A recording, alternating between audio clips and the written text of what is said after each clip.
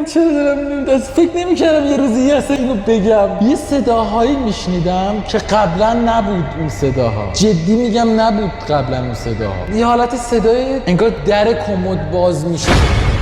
سلام علیکم عشقای خودم، امیدوارم که چطوریتون عالی باشه. نیمت کتاب خیلی خوشمزه. ویدیو جدید. تو این ویدیو قراره چیکار بکنیم؟ قراره به خودمون که عرضم به خدمتتون که من خودم اصلا نفهمیدم چی گفتم، ولی شما متوجه شدید. قشنگ مطمئنم مثلا تو این ویدیو قراره چیکار بکنیم. تو این ویدیو قراره با هم بریم اسمش یادم میم هایی که اخیراً ویوهای بالایی گرفتن رو با هم بریم ببینیم. قبلش یادتون نره بچه‌ها حتما ویدیو رو لایک بکنید، خیلی بهم کمک می‌کنه، خیلی بهم انرژی میده. قربون تک تکتون برم. من اول ویدیو، وسط ویدیو و آخر ویدیو چک بکنید دورتون بگردم لایکاتون مونده باشه. یوتیوب بعضی وقتا لایک‌ها رو میپرونه. سریعتر بریم ببینیم چه میم های جدیدن ترند شده و داره وایرال میشه. بزن بریم. اوکی بچه‌ها، تعداد میما خیلی زیاده. ما همینجوری سریع میخوام فقط برم ببینم چه میمایی بوده، هست و خواهد بود و خواهد شدیم میشیم. با هم میریم میبینیم. اولین میم نوشته مدارس پسرانه، یک زنگ عادی قبل اومدن معلم، پایینیش زنگ ورزش قبل اومدن معلم. اوکی خب قبل اومدن معلم همه چی آرومه. دهنت سرویس. باریکلا حاجی. نمیدونم مدرسه دخترانه اینجوری هست یا نه، ولی چرا انقدر ما برعکس بودیم که اگه شلوغ بکنیم معلم ما رو نمیبره تو حیاط. ای برعکس بوده. قبل اینکه معلم عادی بیاد مثلا فیزیک ریاضی میذاشیم رو سرمون و دقیقاً هم همین جوری این شرک میذاشیم رو سرمون عادی. نه ویدیوهای مدارس ها دیگه. مدارس هم که داره وا میشه و ویدیوهاش داره میاد. عشقا بریم. حاجی خیلی حق بود واقعا، آفرین. بریم بعدی. نوشته میدونستی اگر یه قاتل رو بکشی تعداد قاتل های دنیا تغییر نمیکنه؟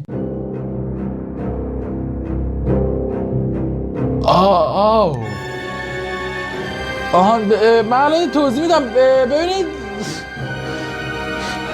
اگه یه قاتل رو بکشی خب خودت هم قاتل میشی دیگه. یعنی یه قاتل از بین میره، یه قاتل به وجود میاد، یعنی زیاد میشه دوباره. ولی اگه 10 تا قاتل رو بکشی اینجوری نمیشه دیگه، 9 تا کم میشه ازش. خواستم فقط اطلاع بدم. ممنونم. بریم بعدی. نوشته مامانم ما رفتیم میگه مامانم ما رفتیم مسافرت، پسرمون دختر میاره خونه، من ساعت 4 صبح.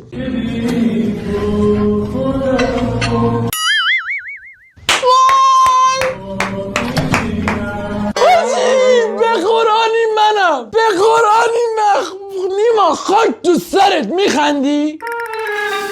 ریدی؟ بعد خونه خالی استفاده بکن. یعنی این صحنه رو من هر روز دارم تجربه میکنم. همین صحنه، یعنی هیچ، فقط کلاه بتمن رو سرم نیست. شاید البته من بتمن باشم، ولی خب نه میگه مامانم دختر آورده خون. مادر من قربونت برم، من دور سر دغدغه‌ام اینه که غذام کی داغ میشه. نوشته وقتی توی مکان شلوغ به اون دوستت یه چیز خنده‌دار نشون میدی و اون با این خندش آبروتو میبره. اوکی من خواهدتو بگم از گردید رو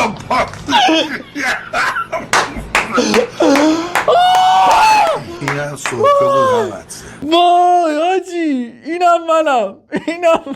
بچه‌ها من جلو خندم و مخصوصا مثلا جاهایی که باید جلوشو بگیرم نمیتونم بگیرم. بعد دقیقاً همینجور قلب عربده میزنم از ته کیسه صفران میخندم، ته هم میخندم. کسایی که با اومدن با نیواد میدونه، مثلا کسی که با میاد بیرون قشنگ میفهمه مثلا یه موقعیت خنده‌دار پیش بیاد خفش نیما خفش مترو خوراکمه. بعد مگه بند میاد خندم؟ این الان 5 ثانیه خندش بند اومد. من مگه خندم بند میاد؟ یه تک 4 5 تا ایسکو میخندم. نمیدونم البته بده یا خوبه، ولی واقعا خندم خیلی اوقات باعث شده دیگران قهقه بزنن جدا. نوشته من که میدونم قراره 4 تا پنگوئن به زودی این ماشین رو بدزدن، ولی مدرکی ندارم ثابتش. یزید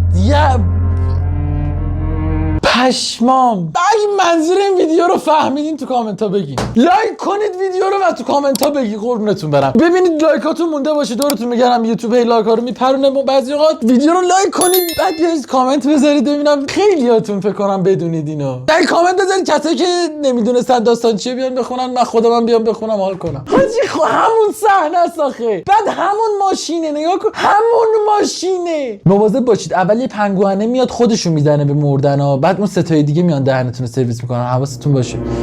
آره نوشته من که میدونم اعداد زوج مهربونن ولی به اعداد فرد بدجنسن، اما نمیتونم ثابت کنم. یزید فکر میکردم فقط این تو ذهن منه. اوکی الان بهتون میگم بچه‌ها، من علاوه بر این که حالا اعداد زوج واقعا میدونم که روانی ام، اینو کامل میدونم، ولی بخواستم اینم الان با شما در میون بذارم روانی بودن. اما چرا دارم میگم مثلا نزیار، ولی اعداد زوج مهربونن، اعداد فرد بد. بعد تازه اعداد 10 و 20 و 30 و 40 و 50 و 60 70 و 80 و 90 رئیسن.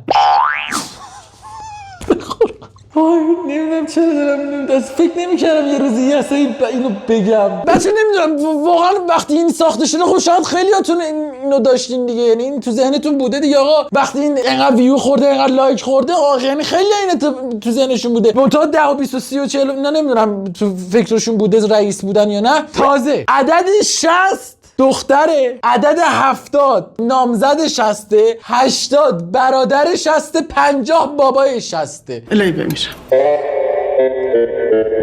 خیلی نمیدونم واقعا نمیدونم اصلا میگم هر چی تو ذهنم میاد میگم دیگه. من اینجوریه تو ذهنم. آره حاجی فکر نمی‌کردم یه همچین جمله‌ای رو جدا ببینم. مثلا این چیزی که گفتم کاملا جدی بودم یعنی جدا تو ذهنم اینجوریه اعداد. نوشته معلم فقط یک نفر افتاده داشتیم که من به احترامش اسمشو نمیگم همون لحظه نگاهش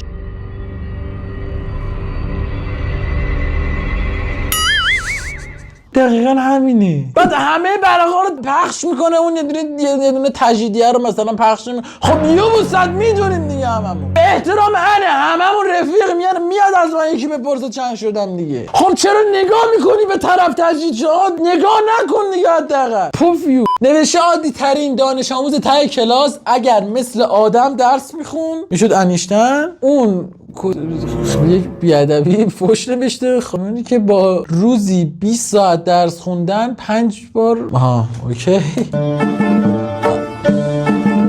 این یه فکت متاسفانه یا خوشبختانه کسایی که شر و شیطون ترن درسشون اگر درس بخونن بهتره و باهوشترن. این ثابت شده. بریم بعدی. نمیشه آره داداش برات پشتشو فید کردم. وای حاجی آرایشگرا واقعا جزو یه شغلیه که هیچ جوره نمیتونی ترکاری تو جمع بکنی. یعنی مثلا میگم یارو رادیات تعمیر میکنه، میزنه رادیاتو خراب میکنه، میره یه رادیات موظفه که بره بخره بیاد بده به صاحبش چون خراب کرده. هر شغلی به نظرم این جبرانه رو داره الا سلمونی واقعا و جراح قلب و مغز و اینجور چیزا دیگه. خب طبیعتا برینه ریده. بعد میگه آره داداش برات پشتشو فید کردم. شما غیب کردی عزیزم. فید چیه؟ پوست سرشون دیگه. فید نی. وقتی پینوکیو بهت میگه مینی ولی دماغش بزرگ نمیشه.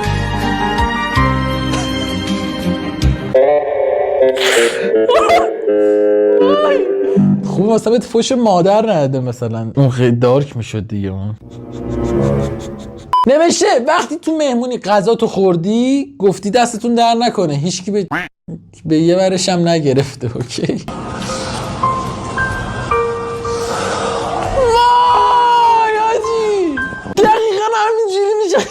قیافه آدم متاسف. آره اینو فکر کنم بچه هممون تجربه کردیم مخصوصا تو بچگی. دست شما در نکنه. پس یه سکوتی جمع رو فرا میگیره هیچ کس هم حاضر نیست جواب تو بده. من خاطرم نیست خیلی ولی نمیدونم چرا دارم درکش میکنم. ولی من چون خیلی تون صدام زیاد بود حتی مثلا بچگیم هم کسی نمیتونست جوابمو نده. یعنی جوابمو نمیداد بی احترامی به خودش بود. نوشته فقط اومدم وسط اینستا گردیتون بگم اینا شده 2 میلیون. بله اینا شده 2 میلیون تومن. یه دقیقه واسه ببینم. یه دقیقه واسه الان میبینیم حاجی 2 میلیون خیلی what the fuck. به اینا میگن تراش ماشینی، تراش نمیاره. پشما الان یه سایت 100 داره میده.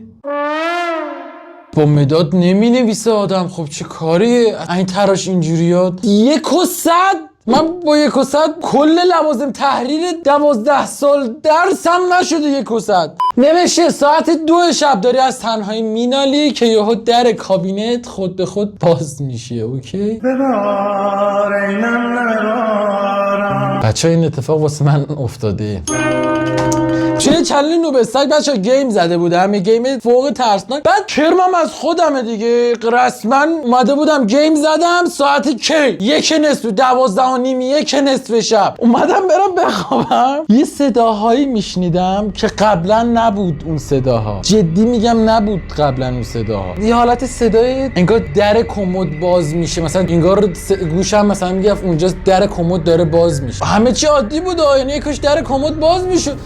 کمد نبود اونجا اصلا.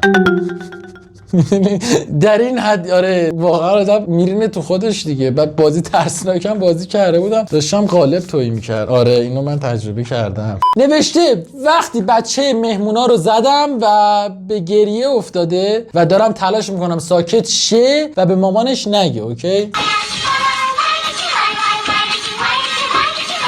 حاجی اینا رو کجای مغزتون در میارین درست میکنین؟ جدا خیلی باحاله. نمیشه 3 تا چیز که قدیم با زدن کار میکرد. کنترل میزدی کار میکرد. تلویزیون من تلویزیون رو نمیدونم. بعدیش کفر این تلویزیون ها خیلی باید قدیمی باشه، خیلی قدیمی. و از اونجایی که من با تلویزیون قهرم، همین جدیداش هم نمیدونم چجوری کار میکنه چه برسه قدیمی. ولی یه دونه کنترل بود، یه تلویزیون نمیشه 3 تا. سومیش تلویزیون، اولش چی بود پس؟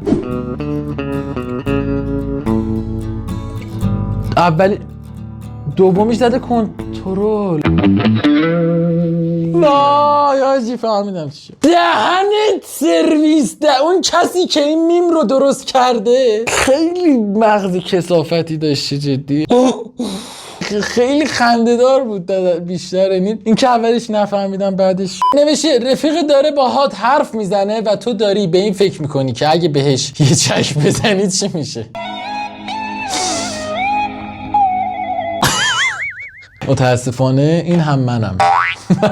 رفیقم که هیچی، من مثلا با هر کی صحبت میکنم تقریبا یه سناریو تو ذهنم میچینم ببینم مثلا چه اتفاقی میفته. مثلا اگه یه آدم جدی باشه، کت شلوار باشه، مثلا معمولا به این فکر میکنم اگه کمربندش بیفته مثلا باز بشه، شلوارش بیفته چه واکنش نشون میده. سناریوی زیادی تو ذهنم میچینم. ولی یه بار کار کردم پشیمون شدم. یادم یه بحث خیلی مهمی داشتیم انجام میدادم با نیواد. وسط بحث داغمون بود و داشتیم نتیجه گیری میکردیم. یا نمیدونم چی شد، مثلا زدم تو گوشش یا پسشو زدم، میدونم چیزی انگار ریست فکتری شد، اصلا بحث یادش رفت، موضوعمون عوض شد. نتیجه گیری نکردیم دیگه متاسفانه اون روز نتونستیم نتیجه گیری کنیم. آره این یه بار بد شد که زدم. توی گل یا پوچ وقتی گل میفته دستت حواست باشه قیافت تو تابلو نکنی. من وقتی گل میفته دستم نیواد قشنگ. منم البته نیشخندی میزنم ولی قشنگ نیواد میرقصه. گل دستش باشه بندری میره. وقتی معلم اسمتو صدا میزنه فکر میکنی که قراره سوال بپرسه ولی یه حضور غیاب ساده است. و حالا در این سخنگاه به ریاست محترم جمهور جناب آقای دکتر پزشکیان سلام و خیر مقدم عرض میکنم. آقای پزشکیان شما رئیس جمهوری، حالا با چی استرس داری؟ انگار قشنگ آقای پزشکیان معلمت صدا زده بیا مثلا پا تخته، با استرس نداری که. نوشته دخترها وقتی از یکی خوششون بیاد از ارتباط چشمی پرهیز میکنن و با موهاشون بازی میکنن. دختره اطراف من حاجی خیلی سطح میما خیلی باله. یعنی بچه‌ها که میم درست میکنن واقعا ذهن خیلی خفن و بامزه‌ای دارن. واقعا آفرین بهشون. خیلی دوست دارم. با یه دست براش میدم. واقعا باریکلا. واقعا باریکلا. لذت بردم. خیلی باحال بود. ما همینجا بچه‌ها ویدیو رو به پایان میرسونیم. دوستان قربونتون برم. اگه دوست داشتین دورتون بگیرم بازم میم‌های بیشتری ببینیم. قربونتون برم. لایک ویدیو یادتون نره. حتما ویدیو رو لایک بکنید و کامنت برام بذارید که بدونم زودتر میم‌ها رو بگیرم. قربون تک تکتون برم بچه‌ها. نمیدونید چقدر دوستتون دارم. عاشق تک تکتونم. تا ویدیو بعدی همینجوری شاد پر انرژی و خفن بمونید.